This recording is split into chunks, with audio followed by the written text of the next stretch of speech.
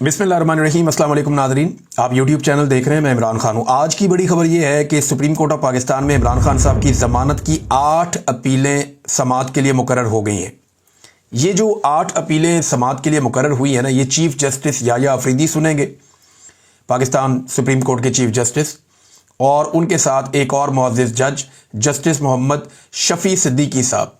ये 2 रुकनी बेंच ये इमरान खान साहब की अपीलें सुनेगा।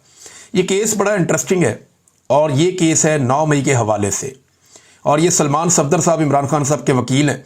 उन्होंने ये case supreme court of Pakistan में दायर किया हुआ है। इसमें ज़रा समझें, 9 मई को हुआ ये था कि इमरान खान साहब को गैर कानूनी तौर पे इस्लामाबाद हाई कोर्ट के अहाते से, जो पुरानी वाली बिल्डिंग थी, वहाँ से शीशे तोड़ के, दरवाजे तोड़ के रेंजर्स ने गिरफ्तार कर लिया था। उसके बाद रद्द-ए-अमल के तौर पर शहरी निकले पूरे पाकिस्तान में और मुख्तलिफ कंटोनमेंट्स के इलाकों की तरफ गए, और फिर जो मंजर हमने देखे, बल्कि देखे ही नहीं, आज तक सीसीटीवी फुटेज ही नहीं मिली। और कई लोग ये कहते हैं कि हम जब पहुंचे तो पहले ही तबाही हो चुकी थी। बड़े हैरत अंगेज़ तौर पे सिक्योरिटी वहाँ से गायब हो जाती है। बड़े हैरत अंगेज़ तौर पे वहाँ पे जो रास्ते में है कोई रोकता नहीं है, कोई रुकावट नहीं डाली जाती, कोई पकड़ने नहीं आता, और फिर वहाँ पे तोड़ फोड़ हो जाती है। उसके बाद 9 मई के नाम के ऊपर पाकिस्तान तहरीक इंसाफ के ऊपर एक अजाब मुसल्लत कर दिया जाता है पाकिस्तान में, और इस पॉलिटिकल पार्टी के हज़ारों वर्करों को गिरफ्तार कर लिया जाता है। लीडरशिप सारी की सारी अंदर डाल दी जाती है। इमरान खान साहब को कुछ अरसे के बाद दोबारा गिरफ्तार कर लिया जाता है। लेकिन 9 मई को जब इमरान खान साहब गिरफ्तार हुए तो सुप्रीम कोर्ट ऑफ पाकिस्तान ने इमरान खान साहब को बुलवा लिया। इमरान खान साहब सुप्रीम कोर्ट ऑफ पाकिस्तान में आए तो उन्होंने इसको गलत करार दिया कि यह गलत हुआ, किसी जगह पे भी लॉ एंड ऑर्डर की सिचुएशन नहीं बननी चाहिए थी, बल्कि उन्होंने उसकी मजम्मत की।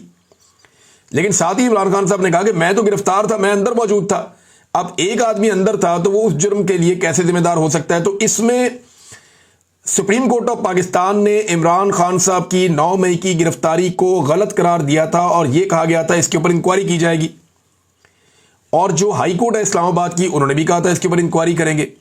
अब इंटरेस्टिंग बात यह है कि 9 मई के लगभग 2.25 साल के बाद यह केस वापस जा रहा है सुप्रीम कोर्ट ऑफ पाकिस्तान में। अब वही चीफ जस्टिस ऑफ पाकिस्तान है, वो चेंज हो गए हैं। इसके बाद एक और चीफ जस्टिस आया, फिर एक और बंदयाल साहब थे, फिर कादी साहब आए, और अब याह्या अफरीदी साहब हैं। अब उनके सामने मामला जाएगा तो वकील पहले तो ये मामला उठाएगा, जनाब इमरान खान को 9 मई को गिरफ्तार किया गया हाई कोर्ट इस्लामाबाद के अहाते से, गैर कानूनी गिरफ्तारी थी, और सुप्रीम कोर्ट ने अपने ऑर्डर में कहा था कि यह गैर कानूनी गिरफ्तारी है, इनको रिहा किया जाए। तो पहले तो आप ये बताएं कि जनाब वो गैर कानूनी गिरफ्तारी के ऊपर अब तक क्या एक्शन हुआ। इस्लामाबाद हाई कोर्ट से भी पूछा जाएगा, जनाब आपने 2.25 साल में कौन सा इंसाफ फराहम किया कि जिन लोगों ने इमरान खान साहब को, साबिक वज़ीर-ए-आज़म को घसीट के गैर कानूनी तौर पे टॉर्चर करके गिरफ्तार किया, जिन मनाजर की वजह से पूरे पाकिस्तान में आग लगी, वो लोग जो रिस्पॉन्सिबल हैं वो कौन लोग हैं और ये किसने किया था? एक तो मामला ये उठेगा। दूसरा, ये जो पूरा का पूरा पोस्टमार्टम जो ऑलरेडी हो चुका है 9 मई के मुकदमात का, कि एक पुलिस वाला सोफे के नीचे छुप गया, एक पुलिस वाला छोटी सी टेबल के नीचे छुप गया, और इमरान खान साहब के घर के अंदर दाखिल भी हो गए, और उन्होंने सारी साजिश सुन के इमरान खान साहब पे एक केस भी बना दिया। अब उन पुलिस वालों को साबित करना पड़ेगा। मेरे ख्याल में सलमान जो साहब जो हैं, सलमान सफदर साहब, उन्हें चाहिए कि इमरान खान साहब के जमान पार्क वाले घर से वो सोफा और वो छोटी टेबल, ये दोनों चीजें उठा के सुप्रीम कोर्ट ऑफ पाकिस्तान में ले जाके चीफ जस्टिस ऑफ पाकिस्तान के सामने रख दें, और उन्हें कहें सर ये वो टेबल है और ये वो सोफा है, ये 2 पुलिस वाले इनको कहें इनके नीचे छुप के दिखाएं, ताकि हम देखें ये इनके नीचे कैसे छुपते हैं। प्रैक्टिकली जरा उन्हें कहें छुप के दिखाएं, सारा केस वहीं खत्म हो जाएगा। नंबर 1, यानी जो टेबल वहां पड़ी हुई थी ना, वो टेबल उठाएं और उठा के ले जाके वहां रख दें कि जनाब ये वो टेबल है जो इमरान खान साहब के वहां पे कमरे में, बेशुमार वीडियोज है ना, तो वो सारी टेबल्स नजर आती हैं। रोजाना वीडियो बनती थी वहां पे, लोग अंदर आते थे अपने मोबाइल से, दूसरे भी वीडियो बनाते थे, वो कैमरामैन भी था, वो सारा फिल्माया हुआ वो जगह। वो जो वहां पे टेबल्स थी वो ले जाके सुप्रीम कोर्ट ऑफ पाकिस्तान में रखें, और पुलिस वाले को बुलाकर कहेंगे जनाब इसके नीचे घुस के आप दिखाएं, छुप के दिखाएं। अगर ये छुप गया तो ठीक है। दूसरा, हर जगह पे इन्होंने तादाद अलग बताई है। लाहौर में कुछ और है, गुजरावाला में कुछ और है, फैसलाबाद में कुछ और है, सरगोदा में कुछ और है। हर जगह पे साजिश के दौरान लोगों की तादाद अलग बताई, ये भी एक गलती है। तीसरा, वो पुलिस वाला उस दिन ड्यूटी पे ही नहीं था, भागा हुआ था, उसके खिलाफ रिपोर्ट लिखी हुई है। जिस दिन वो कह रहे जी कि मैंने जाके साजिश ये पकड़ी है, उस दिन वो ड्यूटी पे ही नहीं था।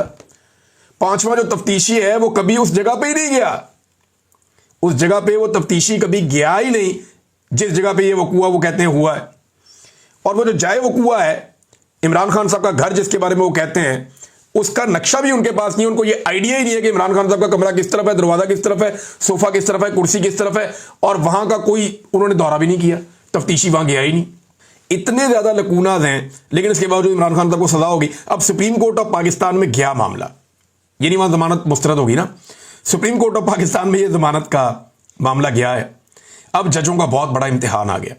یہ جب بھونڈا ترین تاریخ کا کیس ججوں کے سامنے آئے گا تو دیکھتے ہیں سپریم کورٹ آف پاکستان کا ایک بہت بڑا امتحان ہے. یا آفریدی کا کہ وہ اس میں انصاف دے پاتے ہیں یا نہیں دے پاتے, کیونکہ اسی سپریم کورٹ سے یہ سارا معاملہ شروع ہوا تھا, اسی سپریم کورٹ میں یہ سارا معاملہ واپس آ گیا ہے. اور تفتیشی کا, پولیس والوں کا, پروسیکیوشن کا بہت بڑا امتحان ہے, کیونکہ یہ کیس لڑنے کے قابل ہے ہی نہیں. اس کیس کو لڑا ہی نہیں جا سکتا. عمران خان کی حد تک تو سوال ہی پیدا نہیں ہوتا یہ کیس لڑا جا سکے, کیونکہ پولیس والوں نے جو بھونڈے انداز میں یہ مقدمہ درج کیا ہے, دنیا کا کوئی بنانا ریپبلک بھی ہوگا نا, اس کی جو سب سے بدترین عدالت بھی ہوگی نا, اس کے اندر بھی اس کو ثابت نہیں کیا جا سکتا. اب دیکھنا یہ ہے کہ چیف جسٹس آف پاکستان اس معاملے کو کیسے ہینڈل کرتے ہیں, تو بڑی انٹرسٹنگ چیز ہونے جا رہی ہے. نمبر 2, وزیر اعلیٰ خیبر پختونخوا کے جو بڑے سخت بیانات آئے تھے ان پہ حکومت کا رد عمل آیا. رانا ثناء اللہ صاحب نے کہا خیبر پختونخوا میں وادی تیرا کے انسیڈنٹ سے پہلے جو وادی تیرا کے اندر قتل و غارت گری ہوئی ہے, بچوں کی شہادت کے بعد لوگ احتجاج کرنے کے لیے نکلے, پھر ان کے اوپر اسٹریٹ فائر کر دیا سیکورٹی فورسز نے بقول پاکستان تحریک انصاف کی گورنمنٹ کے, اور جب ان کے اوپر اسٹریٹ فائر کیا گیا تو اس میں لوگ شہید ہو گئے اور حالات بڑے خراب ہو گئے. اب لوگوں نے جا کے طالبان سے کہا بہت بڑی تعداد میں کہ آپ یہ علاقہ چھوڑ دیں, ہم فوج سے کہیں گے وہ بھی علاقہ چھوڑ دے. تو کیا یہ علاقہ واقعی میں جو وہاں کی عوام ہے وہ طالبان سے اور فوج سے خالی کروا سکتی ہے؟ پاکستان تحریک انصاف نے بھی بڑا سخت موقف لے لیا. انہوں نے کہا جی ٹھیک ہے, فوج 15 دن کے اندر نکل جائے ان علاقوں سے. لیکن رانا ثناء اللہ صاحب کہہ رہے ہیں کہ وزیر اعلیٰ خیبر پختونخوا کے بیانات پہ مت جائیں, ان کے بیانات کو بالکل سنجیدہ مت لیں. وہ سیاسی بیانیے کے لیے بولتے ہیں, صرف جہاں ان کے تعاون کی ضرورت ہوتی ہے وہ تعاون کر دیتے ہیں حکومت کے ساتھ. یہ رانا ثناء اللہ صاحب نے دعویٰ کیا ہے. اب وزیر اعلیٰ خیبر پختونخوا کے اوپر چند سوالات کھڑے ہو رہے ہیں. نمبر 1, ابھی تک کسی ایک بھی ڈرون حملے کی FIR علی امین گنڈا پور صاحب نہیں کر سکے. دیکھیں نا, علی امین گنڈا پور صاحب 5 گھنٹے اونچی آواز میں تقریر کرتے رہے یا چلاتے رہیں, اس سے کوئی فرق نہیں پڑتا. صرف ایک چھوٹی سی FIR درج کر دیں ڈرون حملے کی, اس سے فرق پڑتا ہے. آپ دیکھیں نا, پریکٹیکلی آپ دیکھیں جاوید ہاشمی صاحب نے کیا کہا تھا. جاوید ہاشمی صاحب نے کہا کہ مجھے DG ISI نے کہا یا ISI کے چیف نے کہا کہ ہم آپ کو سیٹ پہ کامیاب کروا دیتے ہیں, آپ الیکشن آپ کو جتوا دیتے ہیں, آپ ہمیں برا بھلا کہتے رہا کریں, لیکن جب آپ ضرورت پڑے ہمیں آپ کی تو آپ ووٹ ہمیں دے دیا کریں یا ہمارا کام کر دیا کریں, ہمیں جتنا مرضی برا بھلا کریں کوئی فرق نہیں پڑتا. تو احمد ولی خان کیا کرتے ہیں, انہیں سیٹ دلوائی گئی ہے نا, وہ کتنا برا بھلا کہتے ہیں فوج کو, لیکن جب ووٹ کی ضرورت پڑتی ہے تو وہ فوج کے حق میں ووٹ ڈال دیتے ہیں یا اسٹیبلشمنٹ کے حق میں ووٹ ڈال دیتے ہیں, جو بھی ان کو ملٹری اسٹیبلشمنٹ کہتی ہے وہ ویسے کر دیتے ہیں. تو احمد ولی خان صاحب والا فارمولا باقی جگہ بھی اپلائی, کیا گنڈا پور صاحب پہ یہ فارمولا اپلائی نہیں ہوتا؟ گنڈا پور صاحب جتنا مرضی اونچا بولیں, چلائیں, 4 گھنٹے 3 گھنٹے بولیں, بہت بولتے چلے جائیں, لیکن بولنے سے فرق نہیں پڑتا. پریکٹیکلی وہ ایک FIR درج کریں اگر, تو اس سے فرق پڑتا ہے. اور میں نے جب بات کی تھی اس وقت تک یہ جو سانحہ ہوا وادی تیرا کا, اس کی بھی FIR درج نہیں کی گئی.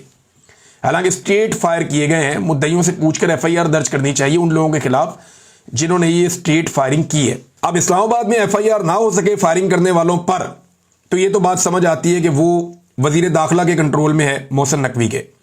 لیکن خیبر پختونخوا میں تو علی امین گنڈا پور کی حکومت ہے پاکستان تحریک انصاف کی. وہاں پہ اگر نہتے شہریوں کے اوپر فائرنگ ہو اور وہ قتل ہو جائیں, اور وہاں پہ بھی اگر FIR نہ ہو سکے, تو پھر علی امین گنڈا پور بھی وہی ہے جو محسن نقوی ہے. پھر دونوں میں کوئی فرق تو نہیں ہے نا, اور فرق ہو بھی نہیں سکتا جب FIR ہی نہیں ہو رہی.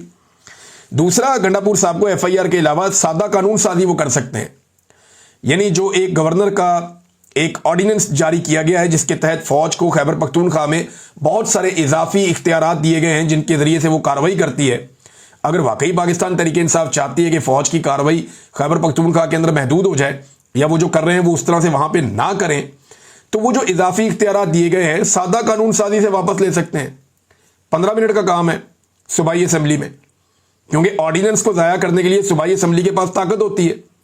جو بھی آرڈیننس ہے اس کو اسمبلی سے پاس کیا جاتا ہے, جو بھی آرڈیننس ہے اس کو اسمبلی سے فائنل کیا جاتا ہے, اور اگر اسمبلی اس کو ریجیکٹ کر دیتی ہے تو آرڈیننس آٹومیٹکلی ختم ہو جاتا ہے.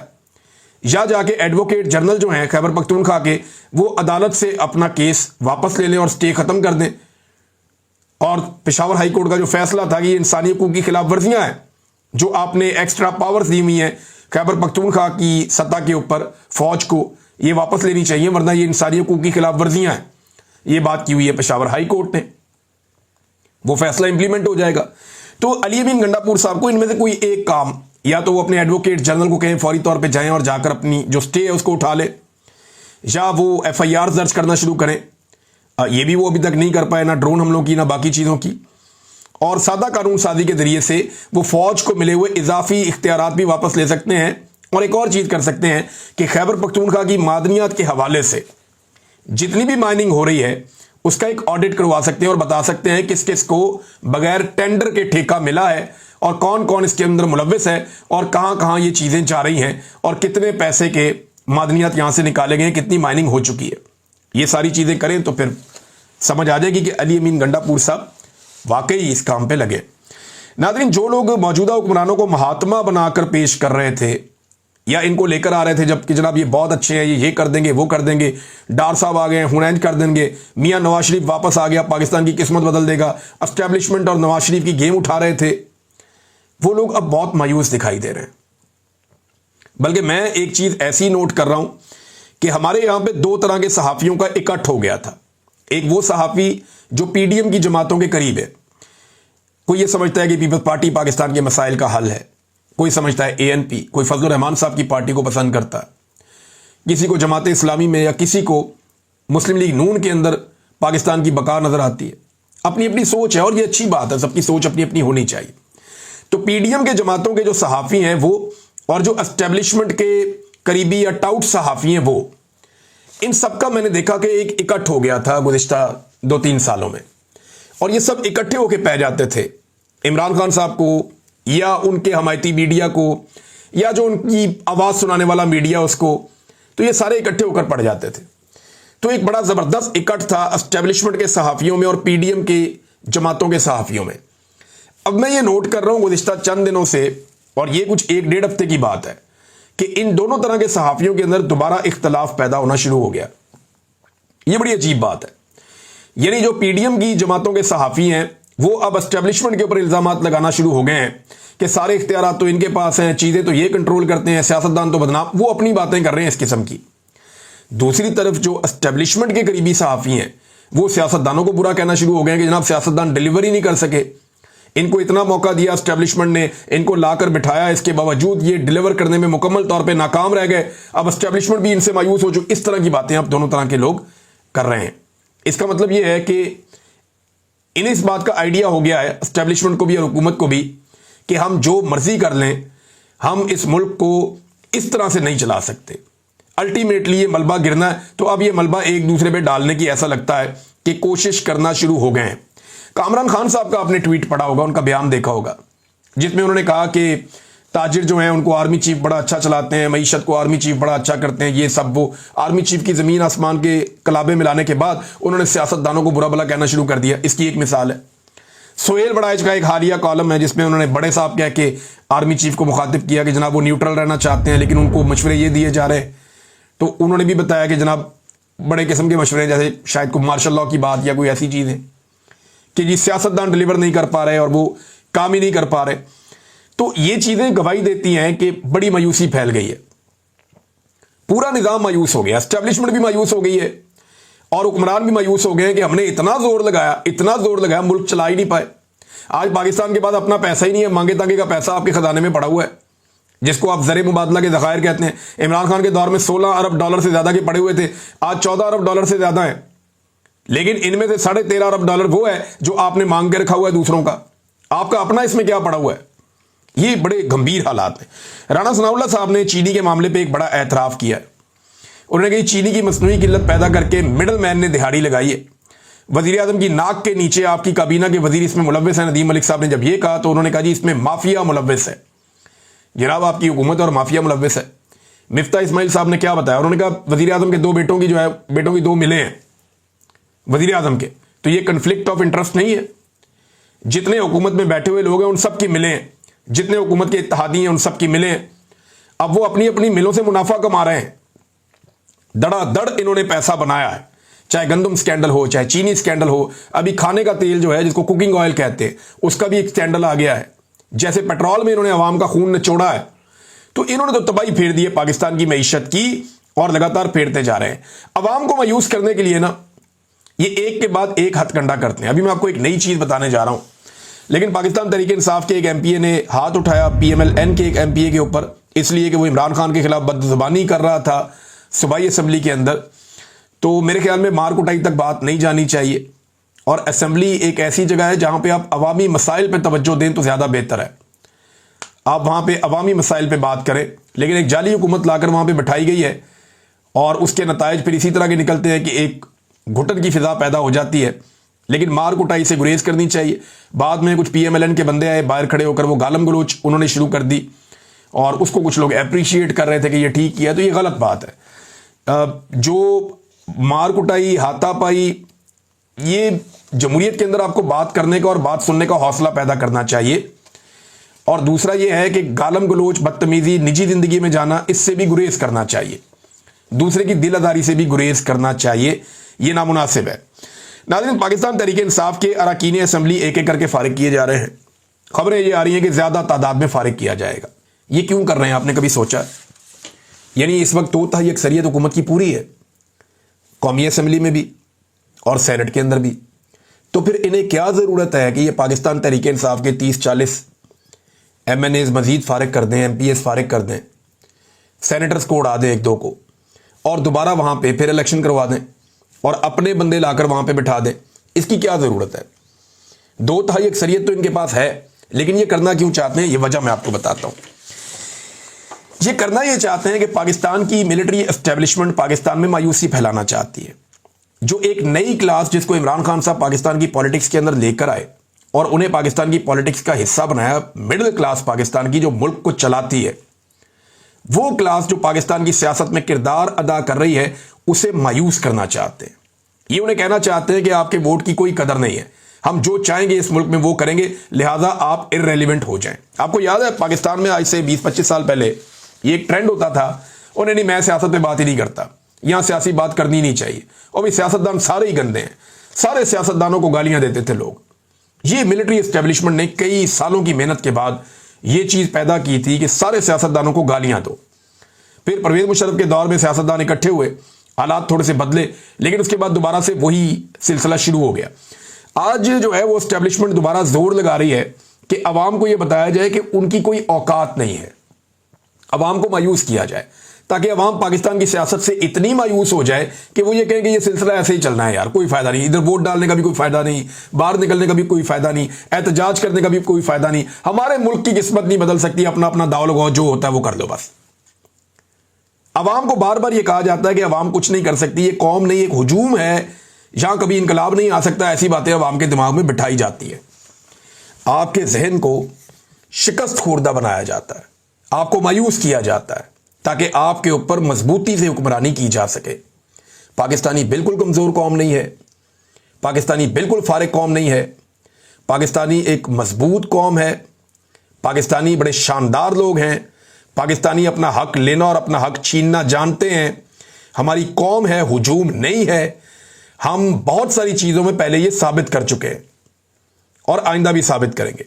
میری تمام پاکستانیوں سے ایک گزارش ہے کہ جتنا مرضی یہ سلسلہ چلتا رہے, آپ کے اوپر یہ جبر کرتے رہیں, آپ سے سیٹیں چھینتے رہیں, آپ کے ووٹ کی توہین کرتے رہیں, لیکن آپ اپنے ووٹ کی توہین کے باوجود بار بار کھڑے ہوئیے گا, کیونکہ یہ آپ کا فرض بھی ہے.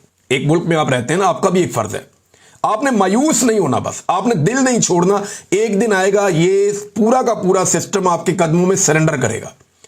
مجھے پورا یقین ہے کہ پاکستانی ان سے سرنڈر کروائیں گے, اور یہ پورا نظام جو ناانصافی پہ چل رہا ہے یہ پاکستانیوں کے قدموں میں سسک رہا ہوگا اور پاکستانیوں کے سامنے سرنڈر کرے گا. ہم ہجوم نہیں ہیں, ہم قوم ہیں, اور ہم ثابت کریں گے. یہ وقت آئے گا, اور ہم نے ثابت کیا ہے, بار بار ثابت کیا ہے. ناظرین, اور میرے پاس خبریں ہیں یہاں پہ آپ کو دینے کے لیے. انٹرنیشنل فرنٹ سے بڑی امپورٹنٹ خبریں ہیں. لیکن ایک آخری خبر پہ میں یہاں پہ اختتام کر لیتا ہوں، پھر باقی چیزیں آپ کو نیکسٹ ویلاگ میں بتاؤں گا۔ حماد اظہر صاحب نے ایک ٹویٹ کرتے ہوئے بتایا کہ ان کے گھر کے اوپر بار بار ریڈز کیے جا رہے ہیں، یا ریڈ نہیں کیے جا رہے، یعنی پولیس کو باہر بھیجا جا رہا ہے، پولیس یہاں پہ چیکنگ کرتی پھر رہی ہے۔